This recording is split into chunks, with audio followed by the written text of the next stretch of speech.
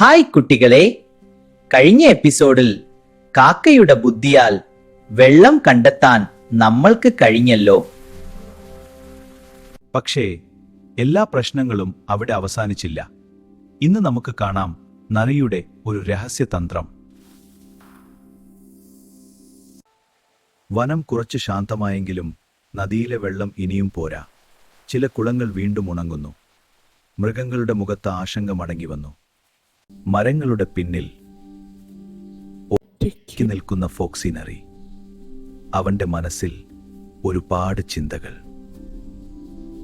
എല്ലാവരും ചേർന്ന് വെള്ളം പങ്കിടുമ്പോൾ എനിക്ക് കുറവാക്കും. ഞാൻ ബുദ്ധിമാനല്ലേ, ഒരു തന്ത്രം വേണം.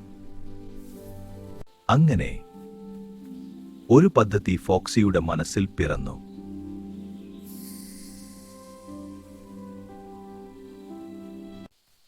ഫോക്സി പതുക്കെ ഒരു മൃഗത്തിനരികിലേക്ക്, നിനക്കറിയോ, ലില്ലി മുയൽ വെള്ളം ഒളിപ്പിക്കുന്നുണ്ടെന്ന്. അങ്ങനെ ഒരാളോട് പറഞ്ഞത് മറൊരാളിലേക്ക് കള്ളവാർത്ത വനം മുഴുവൻ പടർന്നു. ലില്ലി ഒറ്റയ്ക്ക്. ഞാൻ ഒന്നും തെറി ചെയ്തില്ല. പിന്നെ എന്തിന് എല്ലാവരും എന്നെ അങ്ങനെ നോക്കുന്നു? ചിന്നു അണ്ണാൻ ഇതൊക്കെ ശ്രദ്ധിച്ചു. ഇത് ലില്ലിയുടെ സ്വഭാവമല്ല, ഇല്ലേ? തെറ്റുണ്ട്. ചിന്നു സത്യം കണ്ടെത്താൻ തീരുമാനിച്ചു. കാക്ക മുകളിൽ നിന്ന് എല്ലാം കണ്ടുകൊണ്ടിരുന്നു. കാക്ക ഫോക്സിയെ പിന്തുടർന്നു. ഫോക്സി ഓടയ്ക്ക് വെള്ളം ഒളിപ്പിക്കാൻ ശ്രമിക്കുമ്പോൾ ഫോക്സിയുടെ തല താഴ്ന്നു.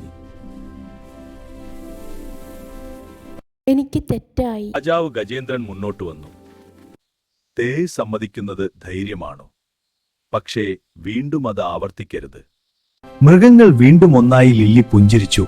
പക്ഷേ വനം ഇനിയും ഒരു പരീക്ഷ നേരിടാനുണ്ട്. അതിന് നമുക്ക് അടുത്ത എപ്പിസോഡിൽ അറിയാം. കുട്ടികളെ, കള്ളം സത്യം മൂടാനാവില്ല. സൗഹൃദം എപ്പോഴും ജയിക്കും. ഈ വീഡിയോ ഇഷ്ടപ്പെട്ടെങ്കിൽ ലൈക്കും ഷെയറും ചാനൽ സബ്സ്ക്രൈബും ചെയ്യാനും മറക്കരുത്. Thank you.